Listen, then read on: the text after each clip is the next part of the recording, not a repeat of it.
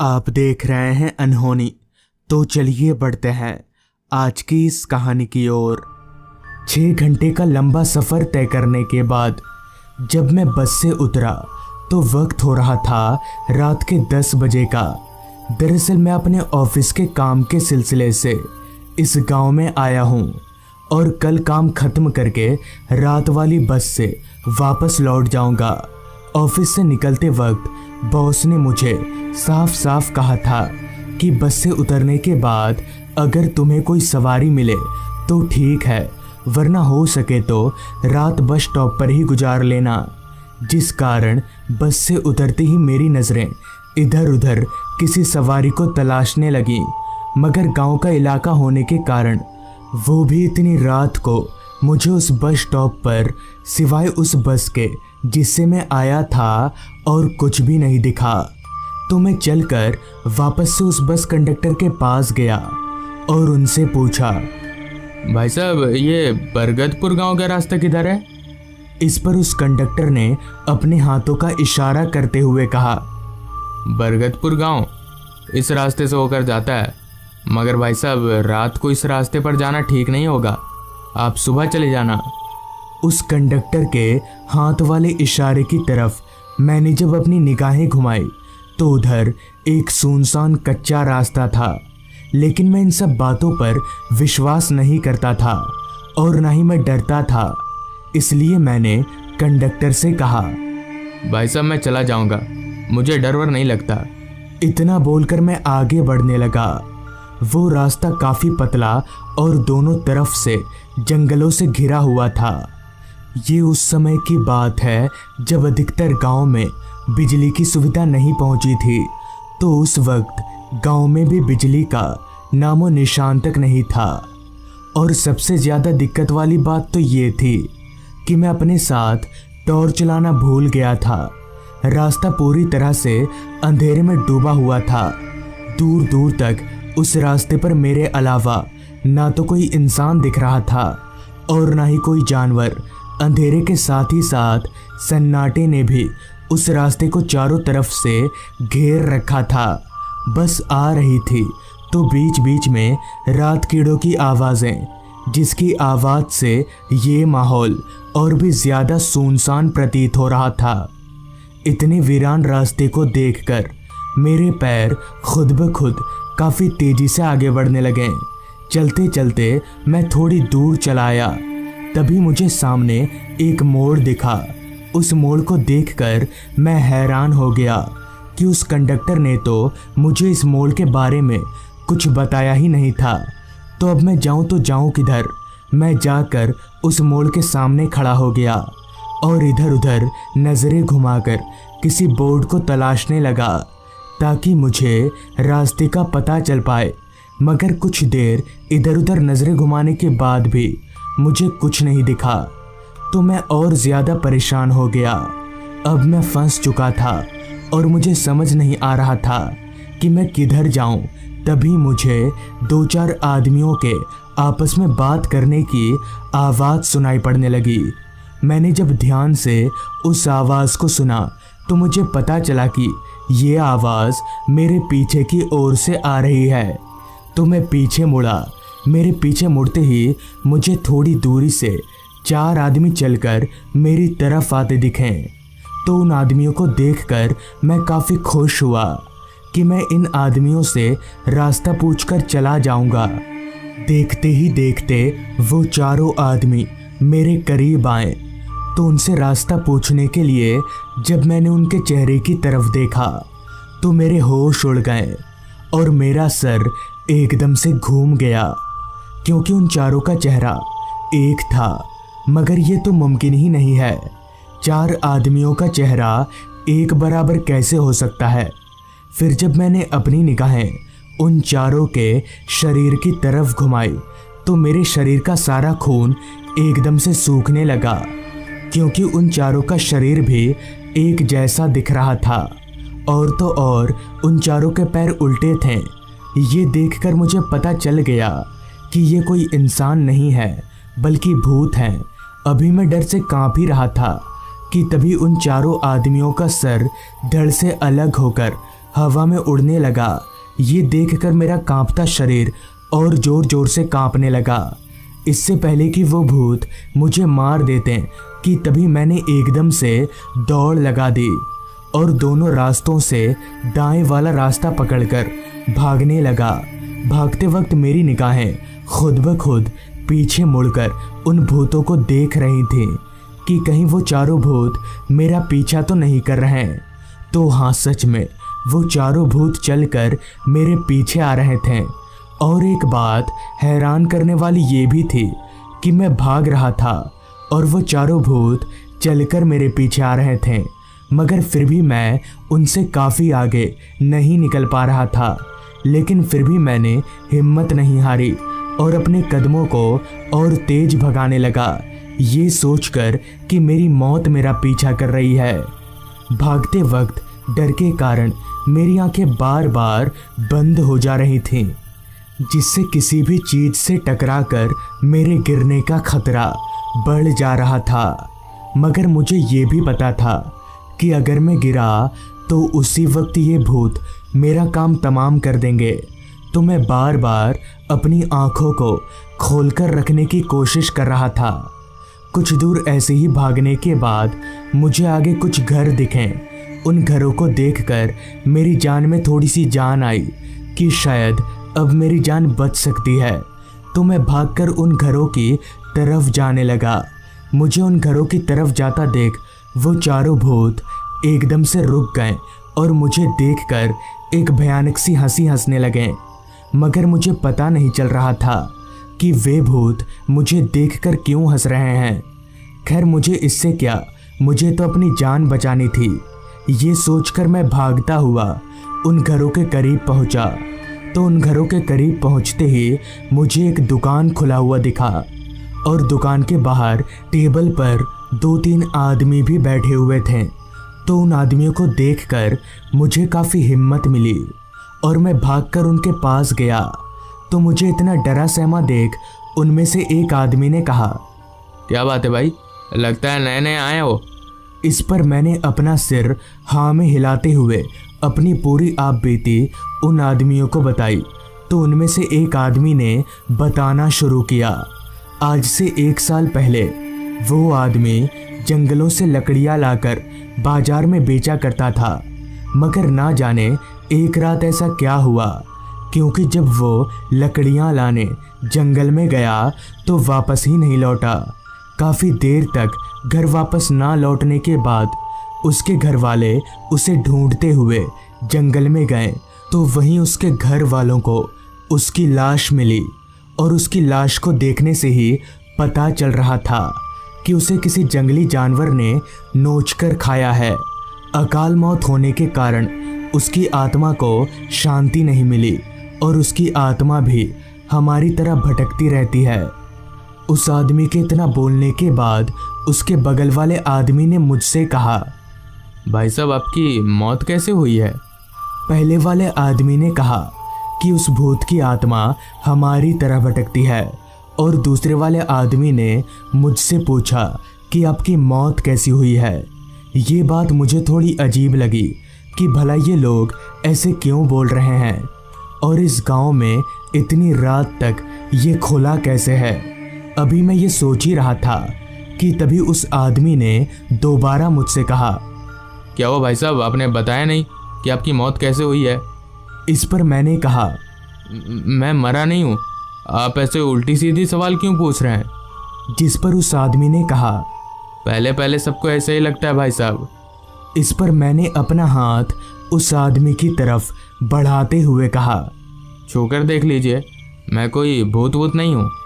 मेरे हाथ बढ़ाते ही जैसे ही उस आदमी ने मेरा हाथ पकड़ा तो मेरे होश उड़ गए और मेरा सर वापस से घूमने लगा, क्योंकि उस आदमी का हाथ बर्फ से भी ज़्यादा ठंडा था। मगर ये कैसे हो सकता है, किसी जिंदा इंसान का शरीर इतना ठंडा कैसे हो सकता है। अभी मैं ये सोच ही रहा था कि तभी वहाँ मौजूद सभी लोगों का चेहरा एकदम से बदलने लगा। उनमें से किसी का चेहरा जला हुआ था तो किसी का चेहरा पूरी तरह से कुचला हुआ।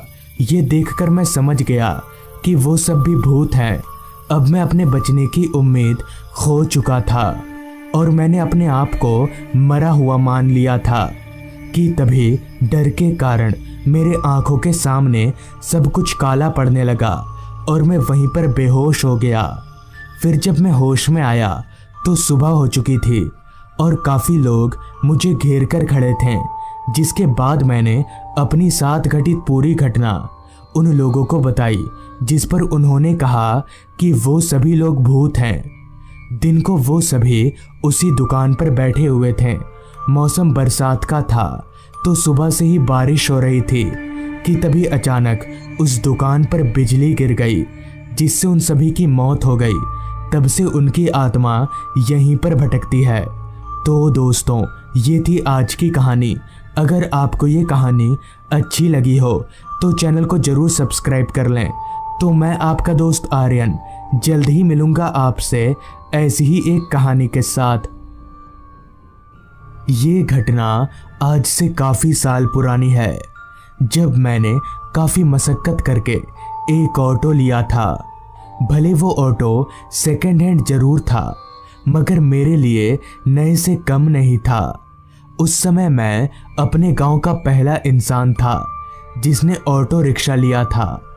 पहले पहले तो मेरे गांव के लोग ऑटो में चढ़ने से डरते थे, लेकिन धीरे धीरे उनका भी डर ख़त्म हो गया। ऐसे ही काफ़ी दिन गुजर गए और अब मुझे अच्छा खासा भाड़ा भी मिलने लगा। ज़्यादातर मैं ऑटो को गांव के बस स्टॉप पर खड़ी करता, क्योंकि बस स्टॉप से ही मुझे ज़्यादा सवारी मिलती। ऑटो चलाकर अब मेरी अच्छी खासी कमाई भी होने लगी थी और मेरे घर की आर्थिक हालत भी काफ़ी सुधरने लगी थी। ठीक ऐसे ही एक दिन सुबह से छमछमाती बारिश के कारण रास्ते पर इंसान ना के बराबर दिख रहे थे, जिसका साफ साफ असर मेरे धंधे पर भी पड़ रहा था, क्योंकि आज मेरी कमाई बाकी दिनों से काफ़ी कम हुई थी। मगर मैं हार मानने वालों में से नहीं था। मैं बस स्टॉप के बाहर अपनी ऑटो लेकर किसी सवारी के इंतज़ार में डटा रहा। काफ़ी देर इंतज़ार करने के बाद जब मुझे कोई सवारी नहीं मिली तो मैं निराश होकर घर की तरफ जाने की तैयारी करने लगा। तो उस समय वक्त शाम के 5:30 बजे का हो रहा था।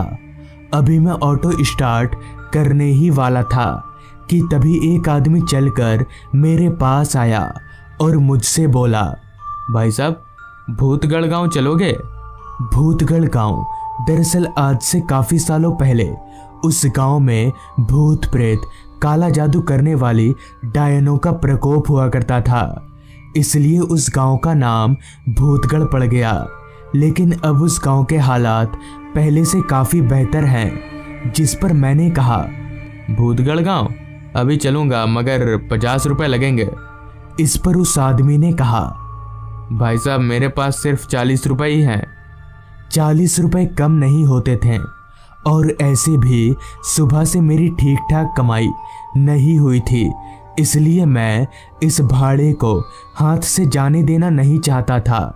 जिस पर मैंने उस आदमी को ऑटो में बैठने को कहा और उसके बैठते ही मैंने ऑटो को भगाना शुरू कर दिया। मेरे यहाँ से वो गांव लगभग 27 किलोमीटर का सफ़र था, जहाँ जाने में मुझे करीबन 1.5 घंटों का वक्त लगने वाला था। चूँकि मौसम बरसात का था तो मैं ऑटो को धीरे ही चला रहा था। कुछ दूर आगे जाने के बाद मैंने जब अपनी घड़ी में वक्त देखा तो वक्त हो रहा था शाम के 6:30 बजे का, जिस कारण अंधेरे ने अपना डेरा जमाना शुरू कर दिया था। लेकिन अभी तक मैंने आधा सफ़र ही तय किया था, जिस कारण मैंने ऑटो की रफ्तार थोड़ी और बढ़ा दी। तकरीबन 1 घंटा ऑटो चलाने के बाद मैं भूतगढ़ गांव पहुंचा तो वो आदमी भूतगढ़ गांव के चौक पर ही उतर गया, जिसके बाद उस आदमी से पैसे लेकर मैं घर की तरफ आगे बढ़ने लगा। अब रात काफ़ी हो चुकी थी, जिस कारण पूरा रास्ता पूरी तरह से सुनसान हो गया था। दूर दूर तक मेरे अलावा उस रास्ते पर कोई नहीं दिख रहा था।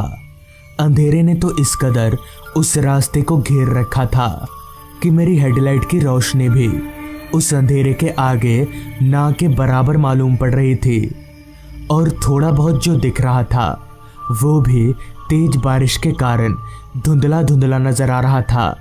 बीच बीच में गरजते बादलों की आवाज़ से डर के कारण बार बार मेरी आंखें बंद हो जा रही थीं। तेज छमछमाती बारिश ऊपर से काली अंधेरी रात रह रहकर एक ऐसे डर का अनुभव करा रही थी जिसे बता पाना शायद मेरे बस के बाहर है। रास्ता काफ़ी खाली होने के कारण मैं ऑटो को काफ़ी तेज भगा रहा था। कुछ दूर ऑटो चलाने के बाद मैं भूतगढ़ गांव के रास्ते से अलग एक और भी ज़्यादा वीरान रास्ते पर आ गया, जिसके दोनों ओर बस जंगल ही जंगल था। अभी मैं उस रास्ते पर आगे बढ़ ही रहा था कि तभी मेरी नज़र रास्ते के किनारे एक पेड़ के नीचे बैठे एक बच्चे पर गई, जो पेड़ के नीचे बैठकर रो रहा था। इतनी रात गए इस सुनसान रास्ते पर उस बच्चे को देखकर मैं थोड़ा हैरान हुआ, और मुझे लगा कि शायद वो बच्चा कोई मुसीबत में है और इंसानियत के नाते मुझे उसकी मदद करनी चाहिए। तो मैंने ऑटो को ठीक उसके पास रोका और उस बच्चे से कहा, क्या हो बेटा, तुम रो क्यों रहे हो? इस पर उस बच्चे ने कहा, मेरे पापा मेरा आगे इंतज़ार कर रहे हैं, लेकिन बारिश के कारण मैं उनके पास नहीं जा पा रहा हूँ। जिस पर मैंने कहा, इतनी सी बात, तुम ऑटो में बैठो, मैं तुम्हें आगे छोड़ देता हूँ। इस पर वो बच्चा ऑटो की पिछली सीट पर चढ़कर बैठ गया और मैंने भी ऑटो भगाना शुरू कर दिया। ऑटो भगाकर कुछ दूर आगे जाते ही मुझे रास्ते के किनारे पर एक आदमी खड़ा दिखा। उस आदमी को देखते ही मैं समझ गया कि यह आदमी इस बच्चे का पिता है। तो मैं खुद ब खुद ऑटो को उस आदमी के पास ले गया और ऑटो के पिछले सीट पर बैठे उस बच्चे से पूछा, बेटा यही है तुम्हारे पापा? जिस पर उस बच्चे ने अपना सिर हाँ में हिलाया। तो मैंने उस आदमी से कहा, क्या बात है भाई साहब, आप अपने बच्चे को इस तरह रात में अकेला क्यों छोड़ दिए थे? और आप लोगों को जाना है क्या कहीं पर? जिस पर उस आदमी ने कहा, मुझे सामने वाले गांव में जाना है। मुझे उस बच्चे पर काफ़ी तरस आ रही थी कि ये बच्चा इस बारिश में अपने घर कैसे जाएगा। मैं तो उधर ही जा रहा हूँ, क्यों ना इन्हें भी लेता जाऊँ। ये सोचकर मैंने उस आदमी को कहा, भाई साहब आप भी बैठ जाइए, मैं आप दोनों को छोड़ देता हूँ। मेरे इतना बोलते ही वो आदमी उस बच्चे के बगल में बैठ गया। मगर ऑटो चलाते वक्त मेरे जहन में एक सवाल ने दस्तक दी कि ये आदमी और ये बच्चा अलग अलग क्यों खड़े थे, और आखिर इतनी रात गए ये दोनों क्या कर रहे थे। अभी मैं ये सोच ही रहा था कि तभी रास्ते पर स्पीड ब्रेकर के कारण मेरी ऑटो उछली। तो ऑटो उछलते ही पीछे से एक भयानक आवाज़ आई, संभल कर ऑटो चलाओ। ये भारी आवाज़ को सुनकर मैंने जब RVM यानी कि रियर व्यू मिरर से पीछे देखा तो मेरे होश उड़ गए और मेरा पूरा शरीर सुन्न पड़ने लगा, क्योंकि मेरे पीछे अब ना तो वो बच्चा था और ना ही वो आदमी, बल्कि उनकी जगह पर दो राक्षस बैठे हुए थे, जिनकी शक्ल पूरी तरह से कुचली हुई और उनके मुंह से खून टपक रहा था। ये दृश्य देखकर मेरे शरीर का सारा खून एकदम से सूखने लगा, जिसके बाद मैंने झट से ऑटो को रास्ते के एक किनारे रोका और जैसे ही ऑटो से भागने के लिए बाहर निकला तो उनमें से एक शैतान ने अपना लंबा हाथ निकालकर मेरा गला पकड़ लिया और मेरे गले को जोर से दबाने लगा। मगर फिर भी मैं किसी तरह उसके हाथ से अपना गला छुड़ाया और दौड़कर भागने लगा, लेकिन मेरी यह कोशिश भी नाकाम हो गई। मेरे भागते ही डर के कारण कांप रहे मेरे पैर आपस में टकरा गए और मैं ज़मीन पर जा गिरा।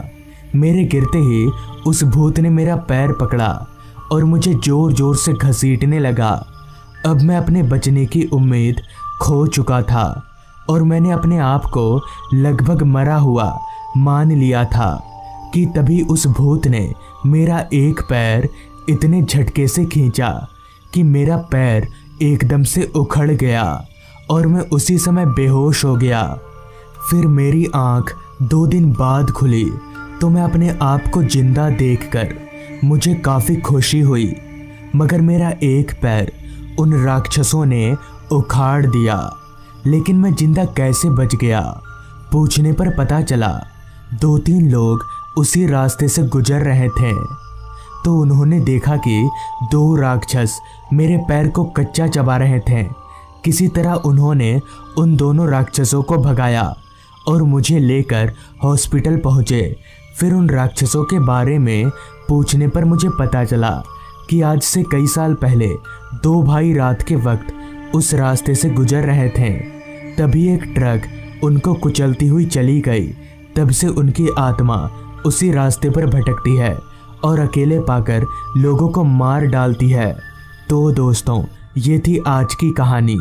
अगर आपको ये कहानी पसंद आई हो तो चैनल को ज़रूर सब्सक्राइब कर लें। तो मैं आपका दोस्त आर्यन जल्द ही मिलूँगा आपसे ऐसी ही एक कहानी के साथ।